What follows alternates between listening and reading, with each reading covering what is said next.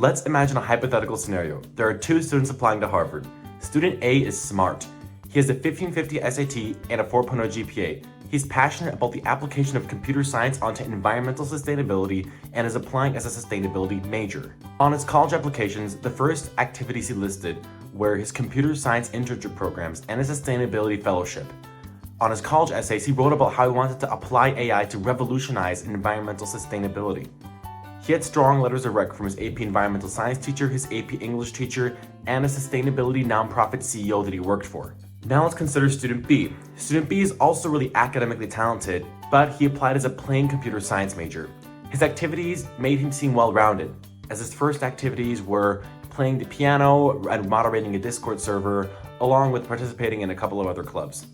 His essays were also about some of his favorite clubs like Movie Club and Water Polo Club and weren't really focused. His letters of rec from his AP Calculus teacher and his AP English teacher, but he didn't have time to get a third letter of rec and ended up submitting his application pretty quickly.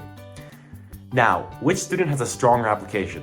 Surely it's student B, right? But what if I told you that these were the same exact students? They had the same application, the same stats, the same extracurriculars, the same awards, but the only difference was that they framed their application in completely different manners. Student A had what's called a college applications theme, and in today's video, we're going to talk about what a college applications theme is and why it's so powerful in the sphere of college admissions.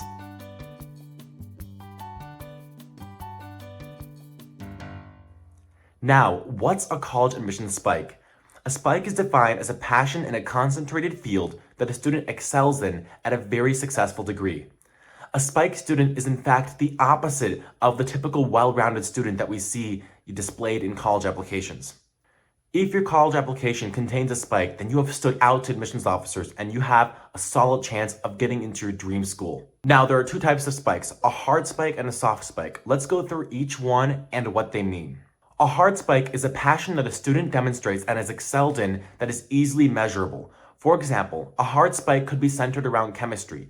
A student could have competed at the US Chemistry Olympiad and would be representing their team in Worlds, and additionally has also completed chemistry research and is presented at ICEF, the science fair. That level of success is really concentrated, especially in the field of chemistry. They've stood out compared to tens of thousands of other applicants because getting that successful is so difficult. Another example is a student whose hard spike centers around playing the violin. They've soloed at Carnegie Hall and travel around the US performing at recitals. They've also excelled, and that success is very measurable, through these competitions and performances. They've demonstrated that they're the best in the field, and that creates a hard spike. The tip of the spike is just so high and they're so powerful that they stand out really easily. Hard spike students all share the same commonality that their spike is easily measurable, and they have proven themselves to be the best in their field. If you possess a hard spike, your chance of getting into an Ivy Plus school skyrockets to the point where it's not even a chance anymore. It might be really daunting to try to get a hard spike because that type of success in competitions takes years or even decades of preparation. But there is another type of spike, which is a soft spike. A student with a soft spike also has a concentrated passion, but it isn't as easily measurable and can't be measured through the traditional methods like competitions or science fairs. Student A was actually the perfect example of a soft spike. His application was centered around the application of AI and computer science onto developing environmental sustainability. And that's a really unique, field that not a lot of students may express interest in at a high school level. If he had tried to apply as a computer science or sustainability, on their own, he wouldn't be able to stand out as much because he can't form this really unique passion that he did through what he, portrayed in his application.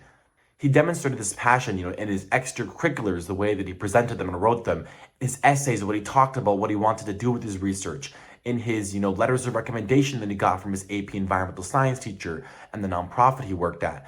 And so he didn't have any of those traditional awards, but he managed to skew himself into this really unique applicant that has something to offer to the table that other students don't bring. Let me give you another example of a student with a soft spike. This second student is focused on sports medicine. That's their soft spike. They founded a nonprofit that's focused on keeping athletes healthy that's grown nationwide.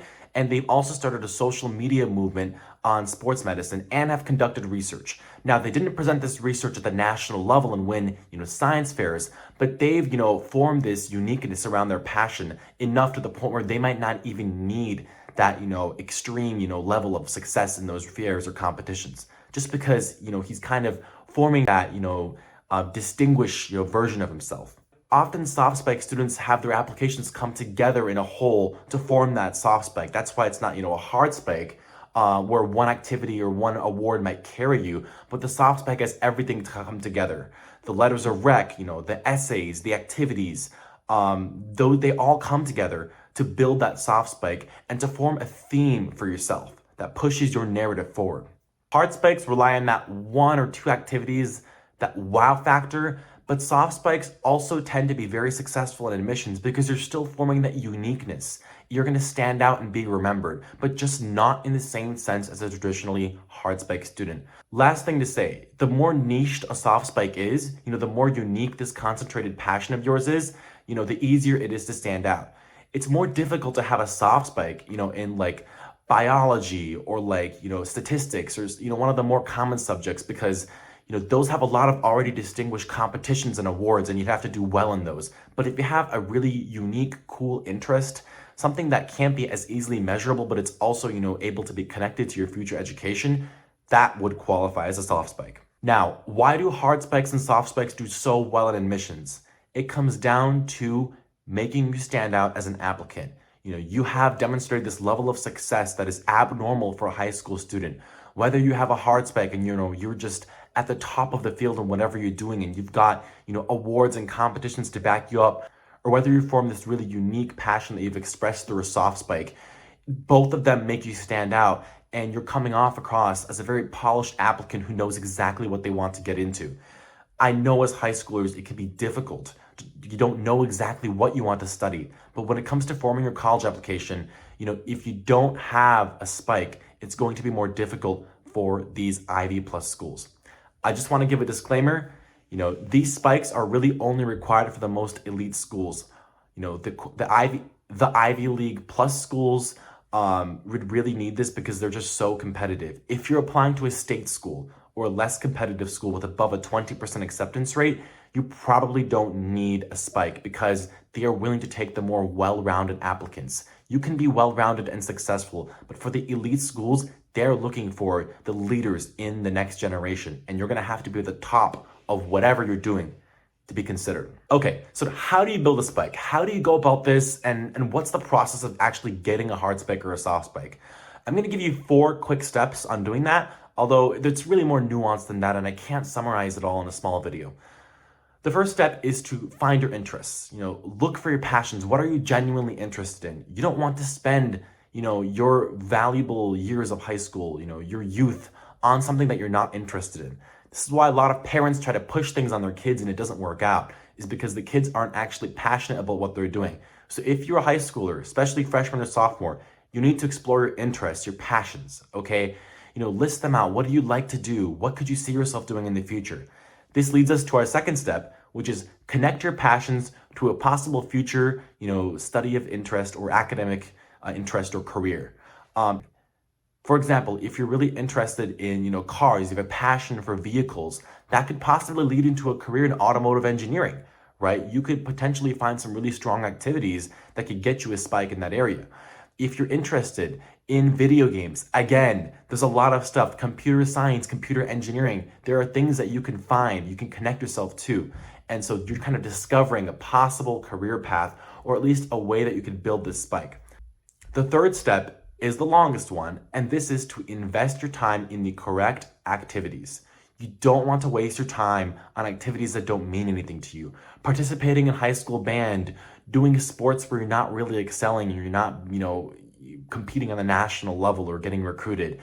Those aren't going to help you form your spike. Versus if you're interested, for example, like student A, in sustainability and computer science, getting a summer internship in that field could really help you. Starting a nonprofit could be valuable for you. Joining clubs in those fields could help.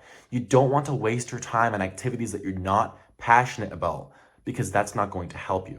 The earlier you The earlier you are in your high school career, the more time you have to flesh out all of this stuff and to kind of think about what you want your spike to be in.